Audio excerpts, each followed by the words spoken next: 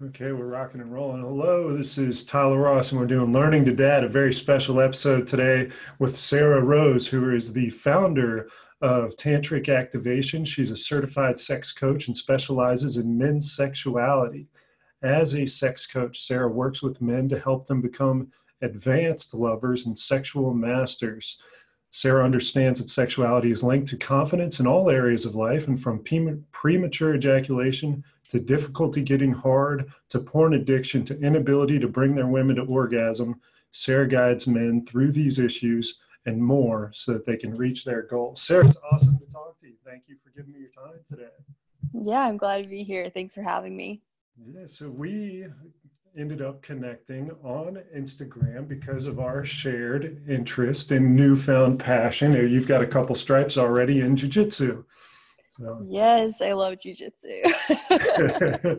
Yeah, it's definitely a huge passion of mine. It's some probably borderlines on addiction.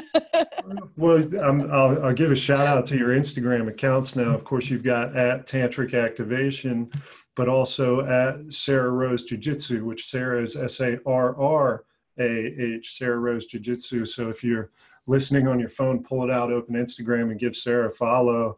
But you've managed to get quite a following on both of those profiles.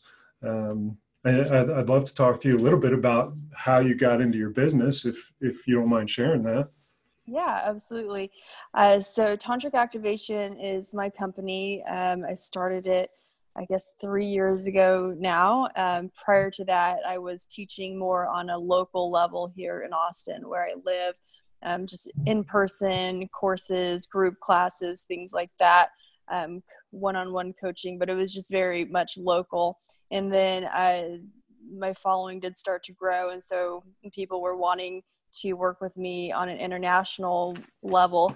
And so I created a online course for men at that point called Sex Stallion Training, and been selling that. And then I now do all my private coaching through video chat. So it's a 10-week program where we meet once a week through video chat.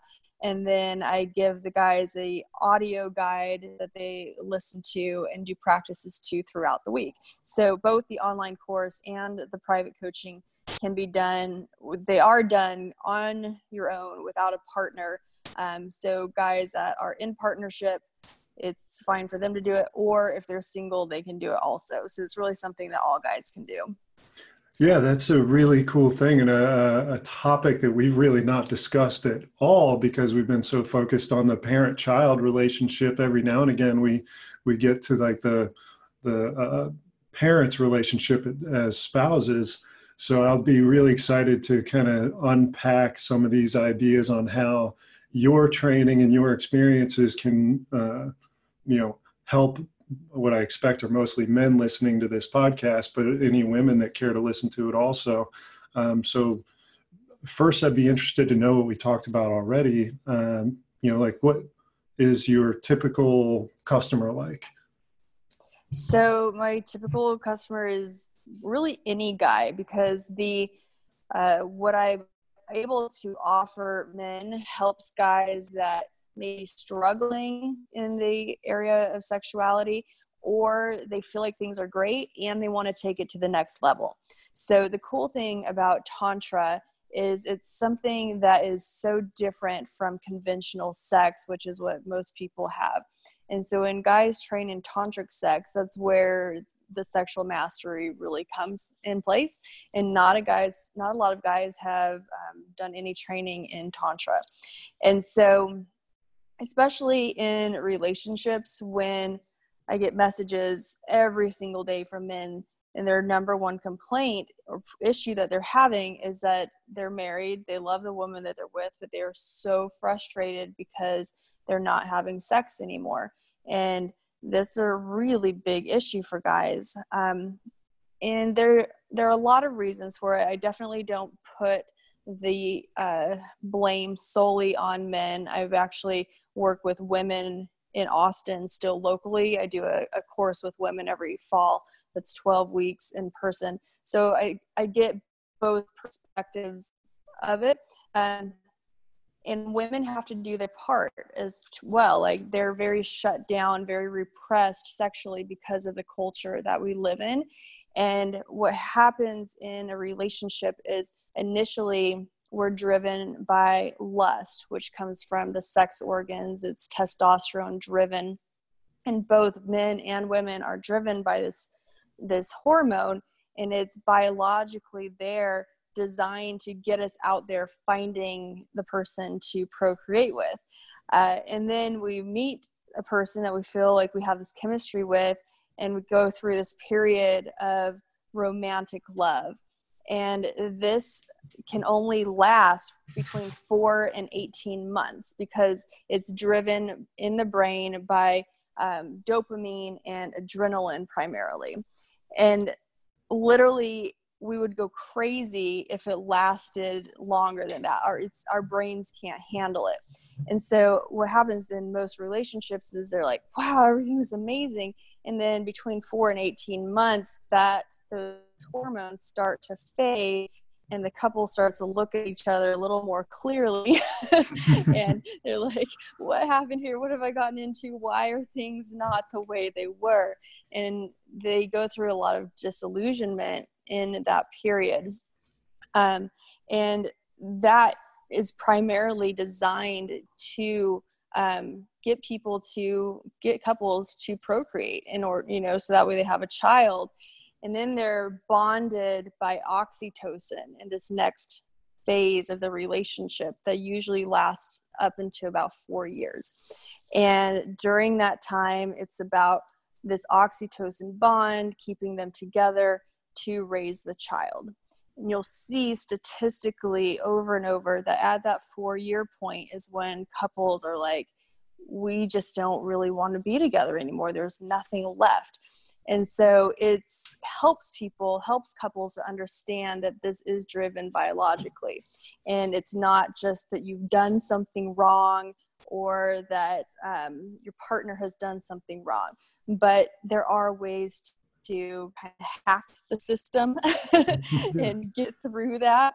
And I've seen, especially, I love doing private coaching with couples that are committed to the relationship, because tantric practices can really help reignite that fire that you once had for each other.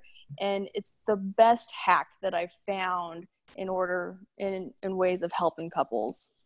So could you kind of describe a little bit about what tantric means? Mm-hmm. Yeah, so Tantra is very broad. It actually originated in India, and is a vast system. Anyone that knows anything about yoga, it can be similar. Yoga is actually a part of Tantra, and it's definitely not a religion, but it was a more of a all-encompassing lifestyle. So I don't teach classical Tantra. What I teach is called Neo-Tantra or Tantric sex. And so it's not a spiritual practice the way I teach it. It's something that can help anybody, no matter what their religious belief or affiliation is. And it just is a way to help people be better in bed, to be more connected in their intimacy. So a lot of it is breath techniques. When you're talking about the brain again, so the cortex, the frontal lobe of the brain, is the thinking part of our brain. It's where we have our thoughts. It's where, if you're in bed and you're thinking, okay, is she happy right now? Am I pleasing her? Is she satisfied? Is she going to have an orgasm? Did she already have an orgasm? Did she fake that orgasm? That's your cortex. And that part of the brain is what causes us so much anxiety in bed. And a lot of that will show up as erectile dysfunction. It'll show up as premature ejaculation. It'll show up as porn addiction, because it's easier to masturbate and watch porn than it is to have to deal with all this stuff in our head when we're in bed. And so the breath work that I teach people to use during sex helps to soften the cortex.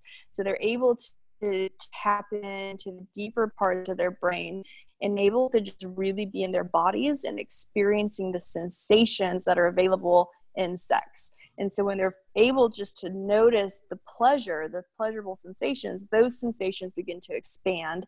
And through the breath, they're able to move it through their bodies. Guys can have multiple orgasms when they learn how to separate their orgasm from ejaculation. And so that's one of the things that I teach guys in Sex Stallion Training, the online course, is separating orgasm from ejaculation. And then they can begin to have orgasms without ejaculation. They can have full body orgasms, and they can move their sexual energy through their body, which really helps with the stagnant energy that we see in a lot of couples that have been together for a long time. They're just bored. Literally, that's what I hear from women over and over and over. Why they're not having sex anymore is because they're bored. And, you know, they may say they're tired, and that's probably true. But if they weren't bored, if there was excitement there, they would still want it, even though they're tired. So Tantra helps in a lot of different ways. Yeah, and so working with couples, do you find that rather than, 50% of a couple, that's far more effective when you have two completely open minds and like come together through your teachings and explore the things that you're teaching, they get more out of it together than one person would on their own? Definitely it helps if both people are on board. I do have guys, though, that they decide, okay, I'm just going to take charge. I'm going to start focusing on myself and my own sexuality. Because a lot of times the partner, and it goes both ways. Like sometimes the woman's on board and the guy won't talk about it. Sometimes the guy's on board and the woman won't talk about it. And that, I can understand the frustration around that. But when one person really just says, hey, you know what, this is important to me. I'm going to take charge of my own sexuality. And that can be contagious. Like it can be the sexual energy starts moving. It starts becoming cultivated. It creates new magnetism in a person, and confidence starts to show up in different ways. And your partner can see that and start to become more attracted to you again. So there's always that possibility, and I don't guarantee that because I don't get in trouble, but it does happen. Yeah. I've definitely seen that happen, and because it's really sexy when you see your partner and he's lit up and he's got that sexual energy, that's attractive. So are there any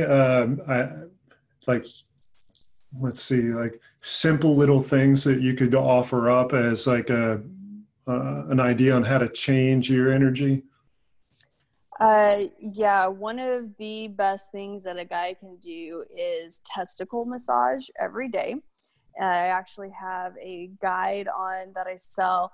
It's a 2 to 3 minute practice. And I've got a video guide showing guys exactly how to go through that practice. And that really helps connect a guy with his sexuality. If there is any issue with erectile dysfunction or premature ejaculation, many men tend to disassociate from their penis. They feel like their dick is broken, kind of thing. And it can be very traumatic. And so they disassociate, and then that area of the body starts to feel numb. And so through testicle massage, they're able to reconnect and have this mind-body connection again and begin to feel life in that area of their body. So that's a very, very powerful tool. Yeah, I'd say that's number one.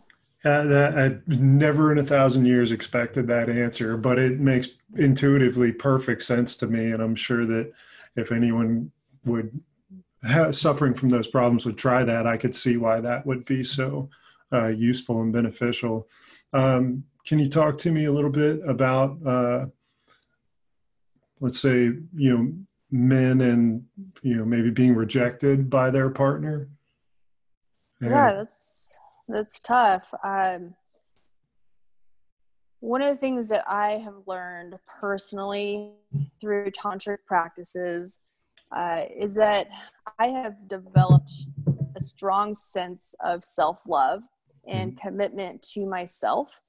And what I've experienced through that is more sovereignty and less susceptibility to rejection, and realizing that if for whatever reason somebody, for me, it's in the dating world, if I am interested in somebody and they're not interested in me, I don't experience that anymore as rejection, as just, they've got their own life that they're living, and for whatever reason they don't feel like sharing that with me is the right thing for them in this moment.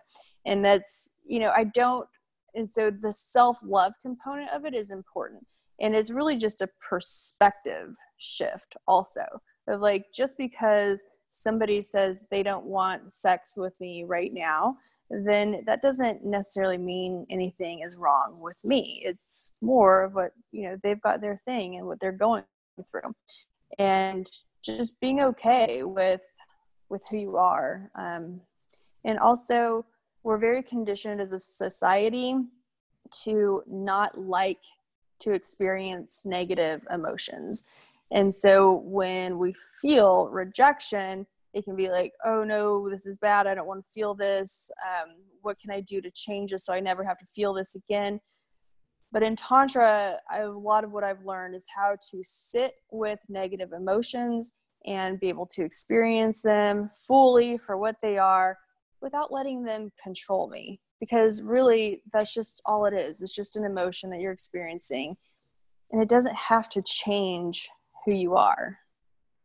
That goes so far beyond sex, like we talked about before we came on, that your Tantra and teachings associated with that can help build up a person, not just in the bedroom or on the mat, but like in their life, through happiness, better sleep, mental clarity, ripping words straight off of a blog post from tantricactivation.com. But can you expand on those things a little bit?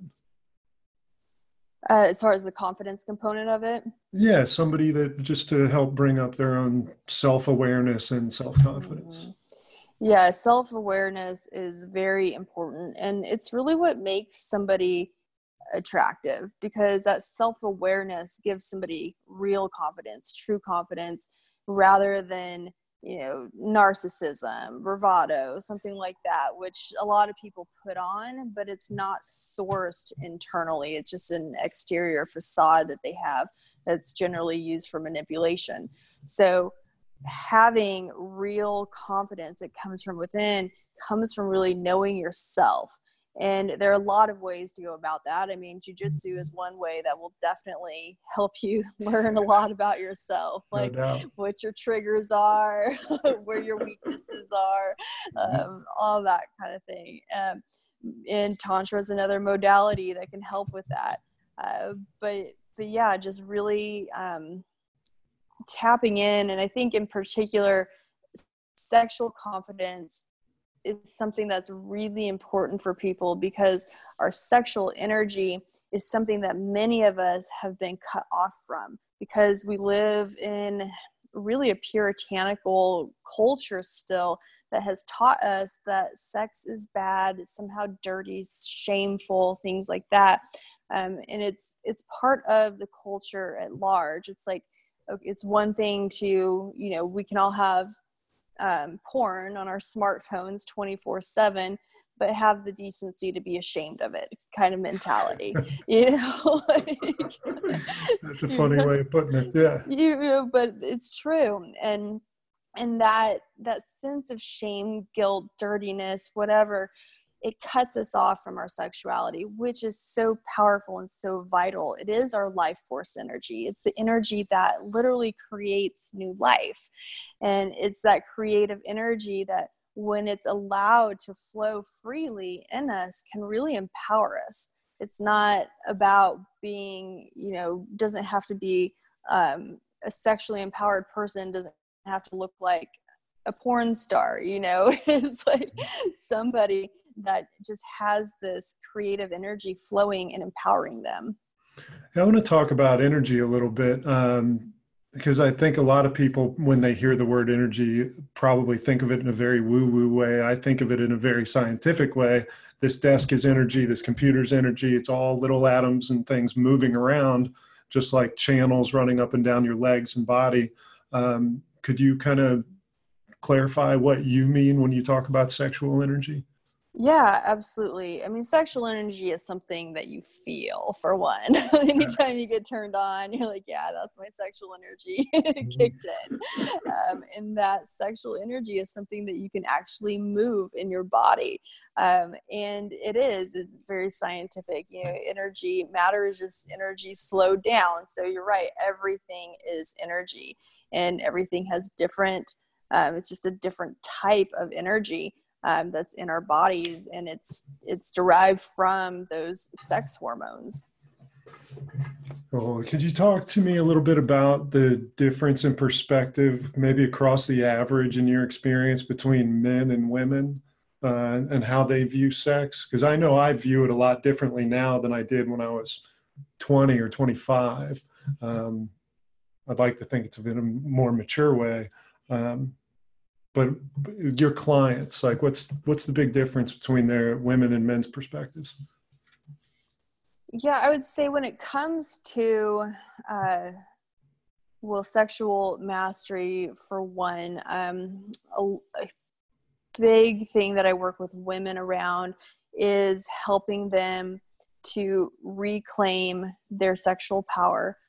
Women in particular have been taught that they have to choose between either being accepted by society or sexual, that they can't have both, because it's been just part of culture for thousands of years that a woman that is sexual, she's a slut, she's a whore, she's a prostitute, you know, some sort of sex worker, things like that.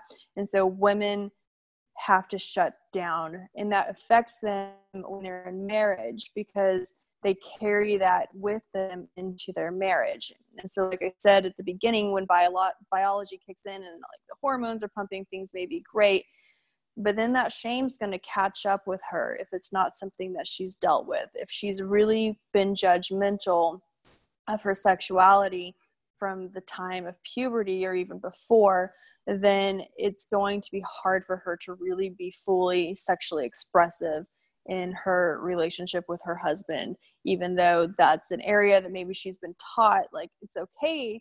But if you're the neural pathways in our brain, those form really deep grooves. And so if you're taught from the time that you're a child that sexuality is something to be ashamed of and hidden and not fully enjoyed and expressed, then even when you become married and it's suddenly okay, those neural pathways are still there. And so I work with women a lot around creating new neural pathways that help them experience pleasure with their sexuality rather than the shame or guilt that they've had before. That's really wonderful. Yeah, and so that's there for women. And also, orgasm is something that you can train your body to do. And so the more that a woman trains her body to orgasm, and I teach this through masturbation practices, because that's an area where women can relax and they can really explore their body and learn what pleases them more easily often than when she's with her partner. And so she can train her body to be able to orgasm more quickly. Guys, on the other hand, it's not always clearly, but for a lot of men, ejaculating too soon, orgasming too soon is a bigger issue. And so it's helping those guys be able to have more stamina to last longer in bed.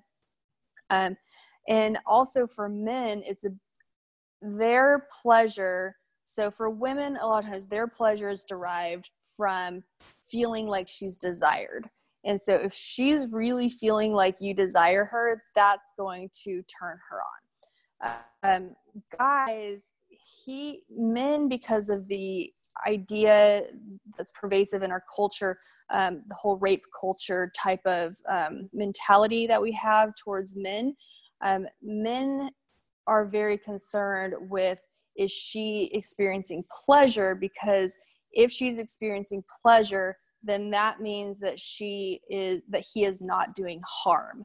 and guys are concerned that they're doing harm, because most of the guys out there are good guys. They're not rapists, but they've been lumped into this whole category because we just have really so many issues with sexuality in society. And so a guy is very concerned with, is she experiencing pleasure? And that's what turns him on. He wants to know she's experiencing pleasure, because then he knows he's not causing harm.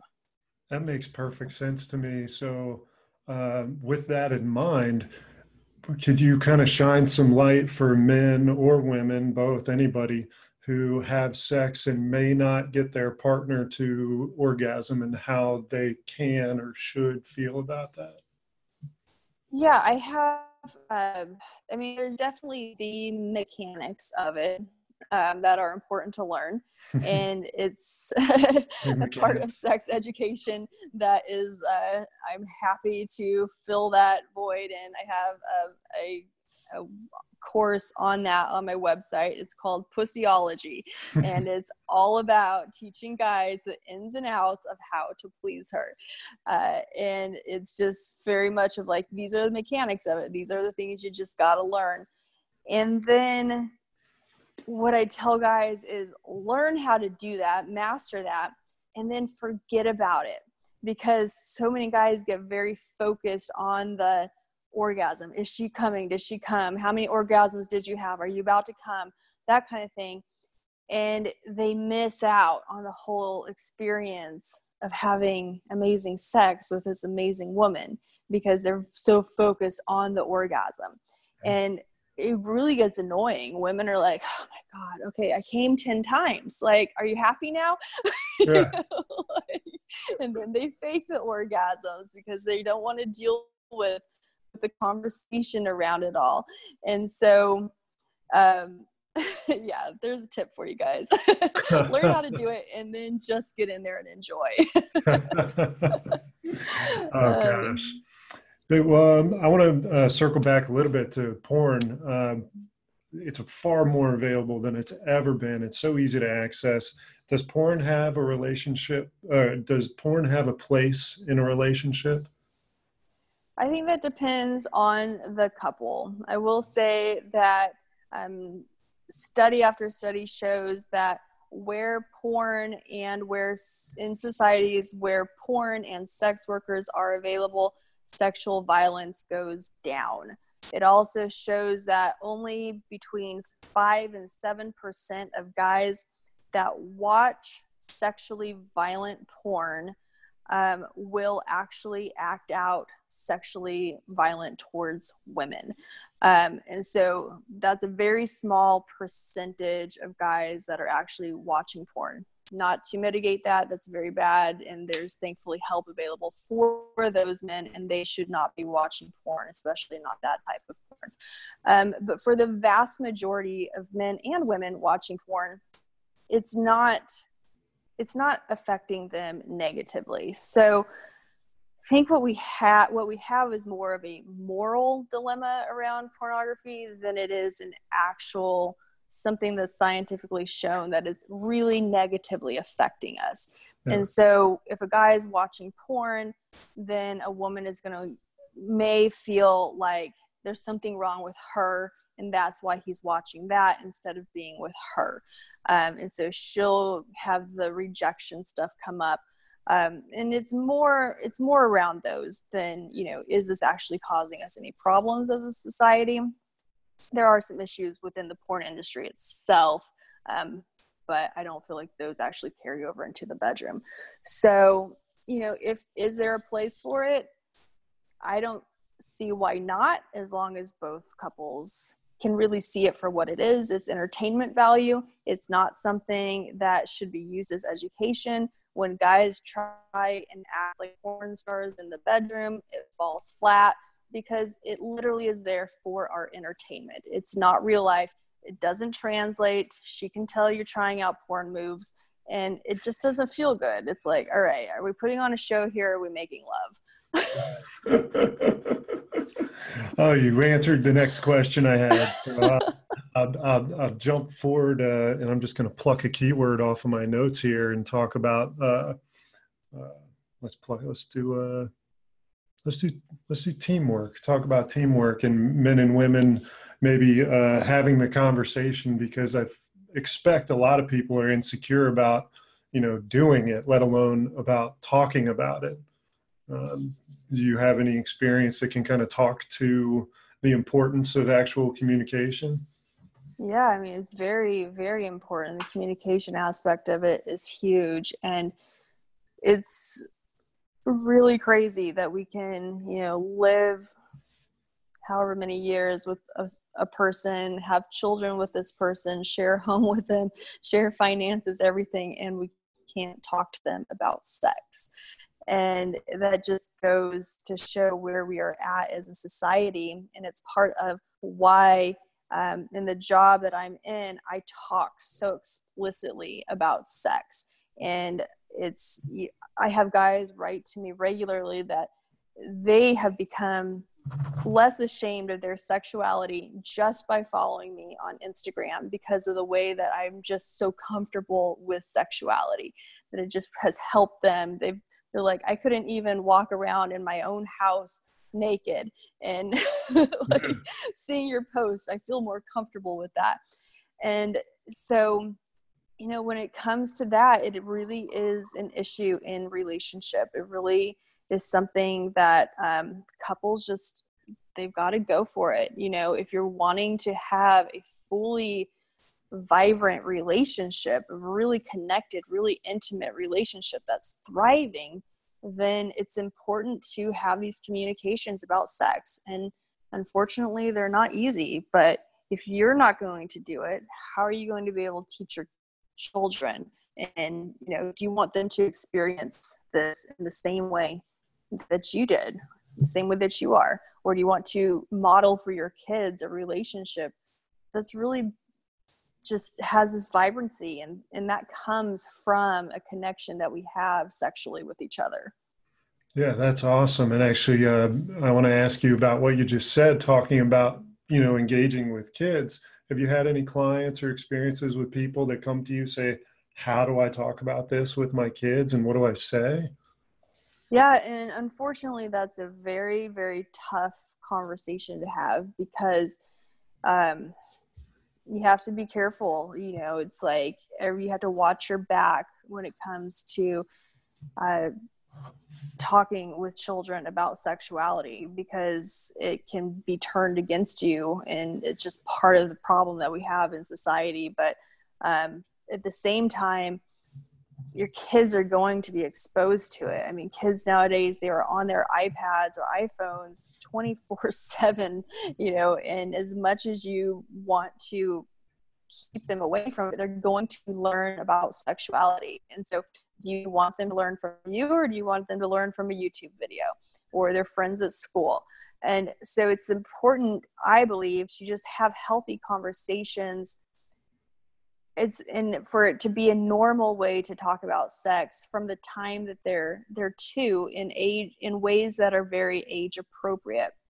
And so that way, as they reach their middle school years, they're able to come to you and they feel comfortable talking to you about sex. When they have questions, when your son has his first wet dream, he's not going to be surprised by it, because he's already going to know. And if he does have any surprise or questions around it, he's going to be able to be comfortable coming to you, and instead of being afraid of what's happening to his body.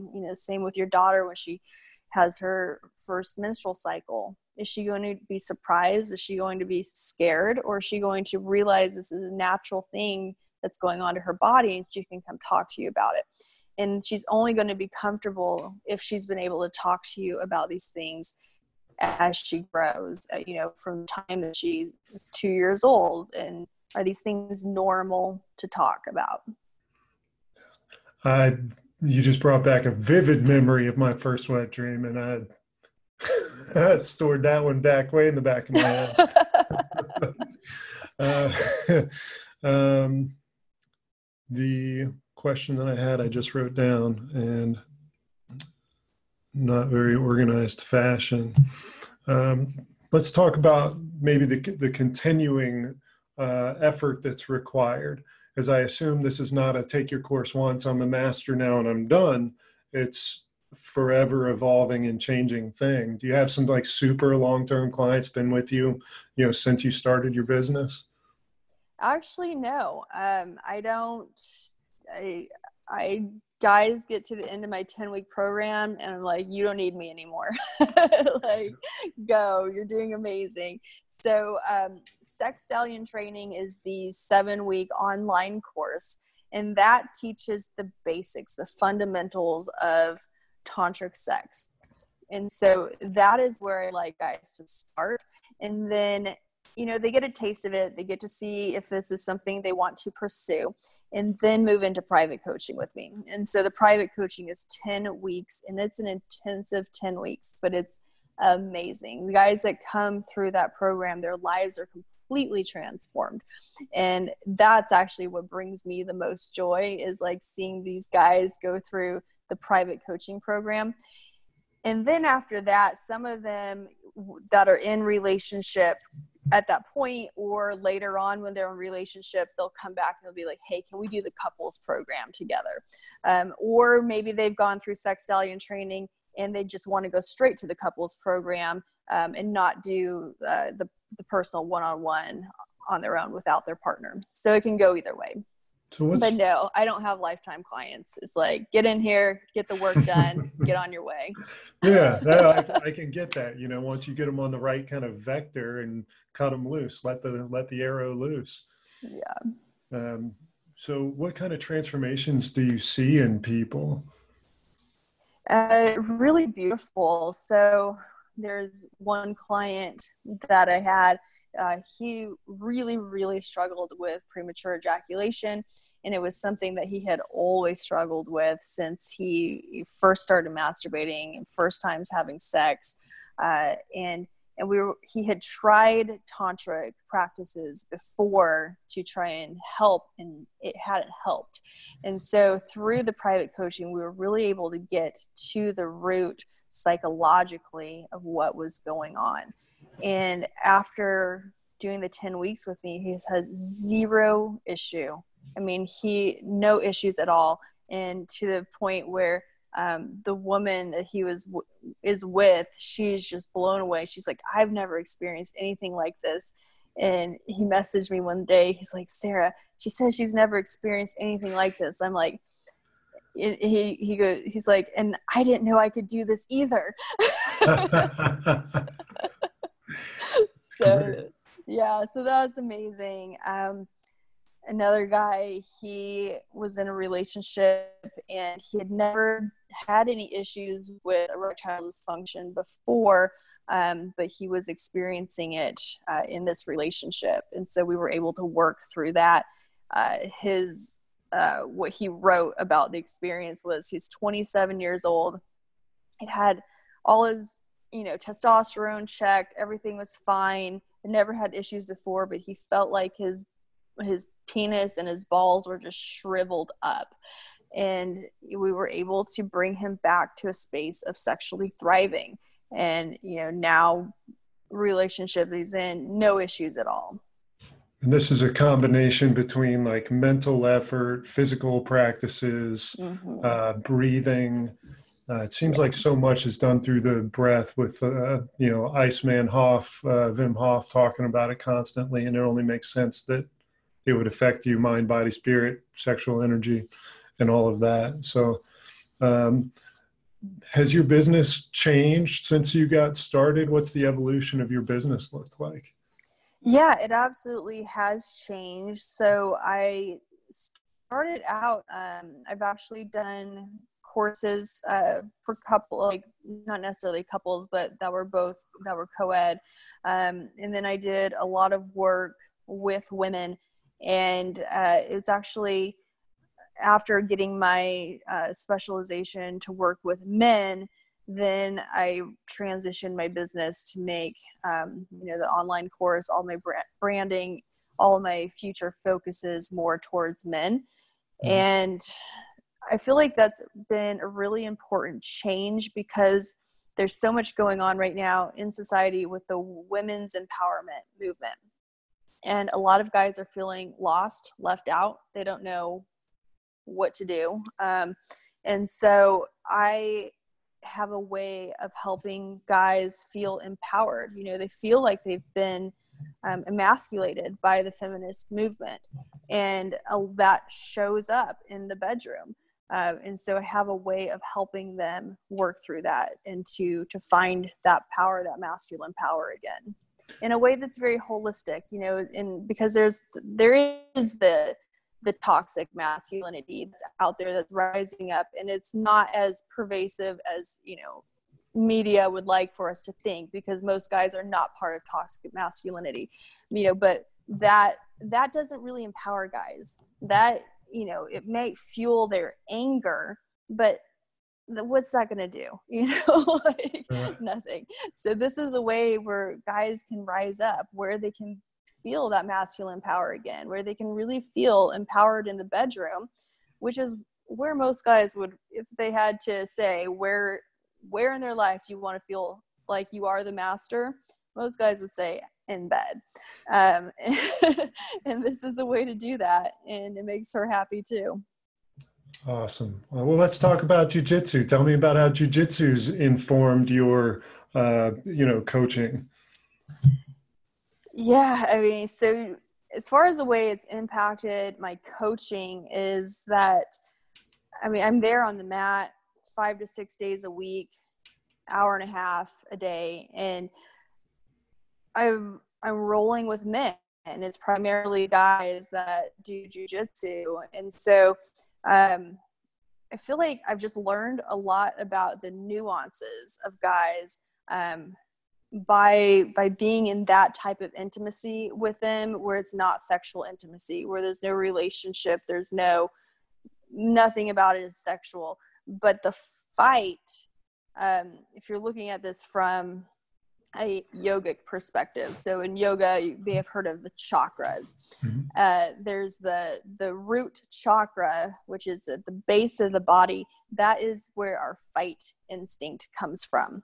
Okay. And then right above it, the second chakra is for guys, it's like at the tip of their penis, the head of their penis. For women, it's their clitoris, and that is the chakra of our sexuality. Like that's where our sexual energy comes from. So those two dynamics are very closely related, looking at them from a yogic perspective. And so while there's definitely a difference, they're both very primal. And so being able to go in that kind of that primal space with guys without the sexual component being attached to it has helped me learn more about them. And also just like the way they move, the way they think. I also enjoy seeing how men can be extremely disciplined when it's something that they want to work towards. You know, these guys that do jujitsu, like they are there, they're dedicated. This isn't a path that you're going to get a black belt, you know, in a couple of years. Like they know it's at least 10 years before they get a black belt. I mean, unless you're someone like, you know, Kid Dale, I guess, got his in 4 years, but well, most people it's going to be 10 years. So yeah, they're committed to it. And I see that and I'm like, okay, so I know you've got the commitment to this. You can also have the commitment to sexual mastery. The thing is, most guys don't even know it's available. They don't know what they're missing out on. They don't know that they aren't sexual masters. They think because it's not something that we're taught, you know, it's not like on every corner there's a school to go learn about sex. And so people do what they're doing and they think like, oh, that's all there is to do. Well, there's not. Well, one of my favorite things about jiu-jitsu is sucking at it. Like going in there, finding out in real life, where do I stand? And when I'm getting choked out by a dude that weighs 40 pounds less than me, like I know exactly where I stand, and that failure informs my path so much moving forward. And to go back to sexual mastery, being a sex stallion, like how important is just trying and not being afraid to fail or learning from a failure? Yeah, absolutely. It's like when you're there on the mat, you're trying out different moves every time. Like every class, professor's going to say, okay, do this, do this, do this, do this. You're trying out new things. And it's not like that in sex. Most of the time, people get into their routine and that's all they ever do. And it's like, well, let's just try something else. Yeah. What if every single time you got into bed, you tried out 3 different moves and you were doing this for an hour and a half a day, and each time it was 3 different moves? You'd become a sexual master. And so taking that perspective compared to what most people are doing in bed right now, they've been doing the same moves the entire time they've been having sex. And no wonder women are bored.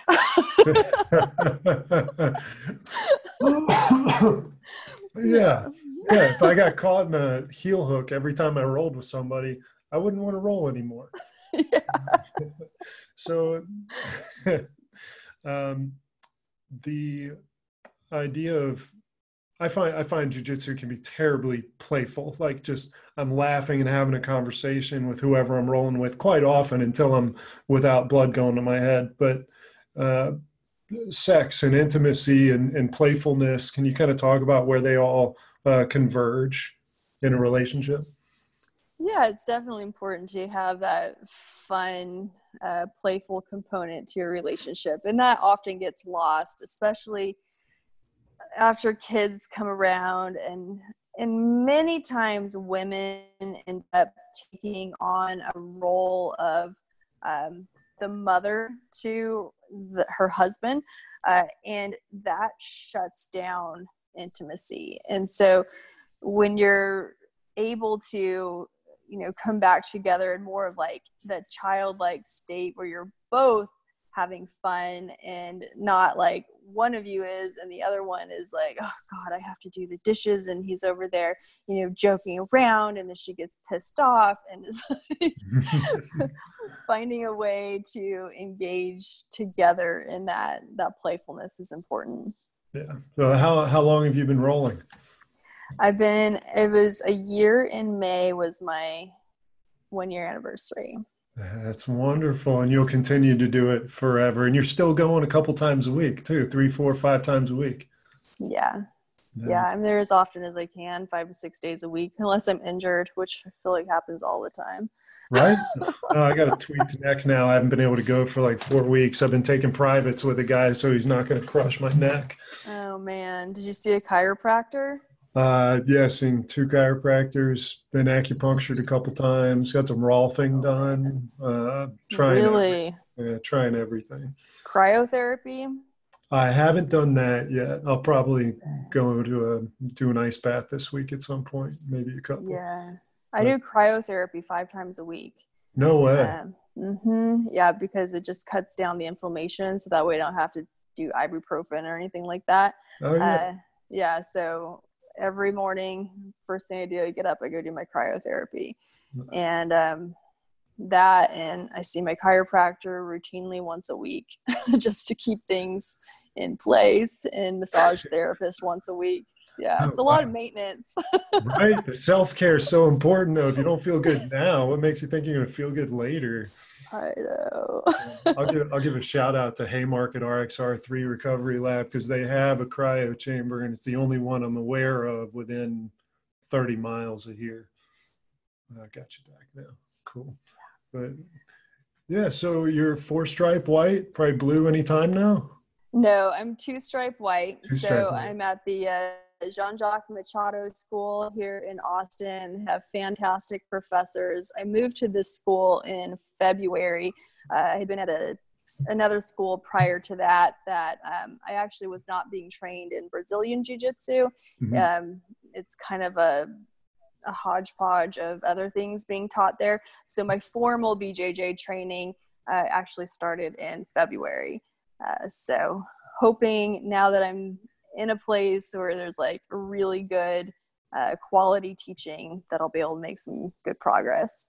Awesome. So I'll talk about jiu-jitsu a little bit specifically, so we can shout out the martial art that really deserves a place everywhere.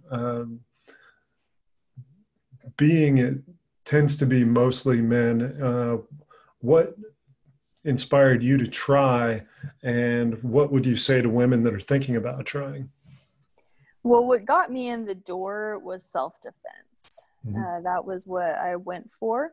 Having a large online presence, majority men, I definitely felt like it was important to know how to protect myself. And so, yeah, I didn't even know what jujitsu was. I'd never heard of it. And I just went in for a self-defense class, and it ended up being jujitsu, and I loved it. And so I stayed with it. Yeah, when I first started, I was like, I had no interest in the belt, no interest in stripes. I'm like, I'm just here to learn how to defend myself, you know. And now I want to start competing, and yeah, I'm totally in the whole world.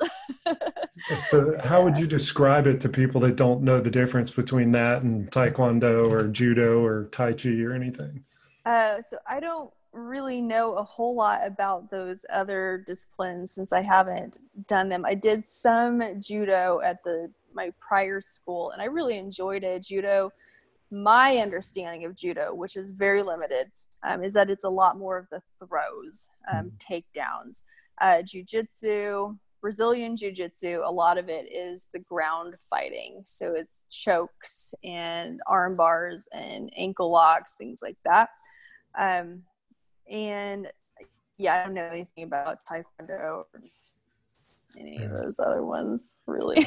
But it's mostly ground fighting and grappling, and like you say, and which in my perception from my man perspective seems like the greatest martial art for self-defense for women, considering that women tend to be smaller on average than men tend to be on average, because the benefit is really born out of leverage and technique and skill as opposed to mass or strength. Is that fair to say? Yeah, absolutely. And you know, the Gracies that started Brazilian Jiu-Jitsu, I can't remember which one, but maybe it was all of them, but they actually designed it to be for the smaller person. And so that's really just isn't inherent in the entire Brazilian Jiu-Jitsu lineage. Mm-hmm. Awesome. Well, I'll have a couple quick kind of short answer kind of questions for you and we'll wrap up. But so far, thank you so much for the time. And I hope that men will feel comfortable going to your website and signing up, maybe get a couple people in the door and improve their relationships, improve their self-confidence, improve their parenting, just everything across the board. So I've kind of reformulated a couple of these questions I usually ask to dads. But I'll ask you as a sex coach, one of my favorite questions, the billboard question. If you had a billboard on the main highway going through Austin and it had to fit a piece of advice that you could give to men, what piece of advice would you put on that billboard? Be a sex stallion. TantricActivation.com. Okay. What gift would you give to all men?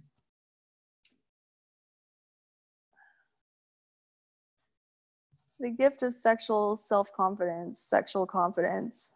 Yeah, it goes a long way. What is something that you would put on dads or men's not to do list? Don't ever do this.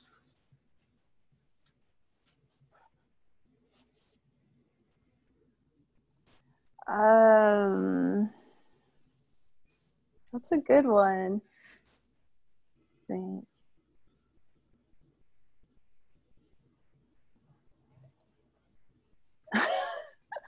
Here's a good one. It's kind of like jujitsu. Clip your nails before you go in. Yeah. It's an important one. All right. What? Let's see. Here's one I ask all dads. Who's your favorite television dad? Favorite television dad? Oh my God, I don't watch television. I'm trying to think of the TV last or thing movie? I've even watched. Okay, movie, maybe. I'm literally the worst person. I read books. I read like books about evolutionary biology. That's what I do on Friday nights because we don't have class Friday nights. So I sit home and I listen to books on audio. That's the characteristic of an entrepreneur who runs their own business and is obsessed with what they do. So I anybody know. listening, if you ever wondered who your sex coach should be, it should be Sarrah because she's obsessed with it. I know. I mean, I'm serious. I'm not. I don't even watch movies, so I'm sorry. How about, oh, you probably don't have any fictional dads in biology of human No. sexuality books. So let's see if. Uh, Yeah, I mean, I spent this entire last weekend in a Tantric Initiation. The weekend before that, I was doing continuing education all weekend with like world-renowned psychotherapists. So that's what that's awesome. I love that's it. all I do. That's great. Okay. When do you feel the most loved in your life? Um, my dad is a really great dad. So yeah, he's very good. He shows up for me, yeah, and gives me a lot of love. And my mom does also. I have great parents. That is awesome. Well, that takes the best answers from one of my favorite questions, or what are the things that make up a super dad, and that's being there and loving your kid. So I think that's a wonderful spot to kind of wrap up our recording. But let's give one more shout out to to where people can find you. Tell them where they can find you. Yeah, so my website is www.tantricactivation.com, TANTRIC activation.com. And from there, you'll find my Instagram, which is Tantric Activation, and then also Sarrah Rose Jiu-Jitsu. So Awesome. Well, thank you so much. thank you. It was a pleasure being here. Appreciate it.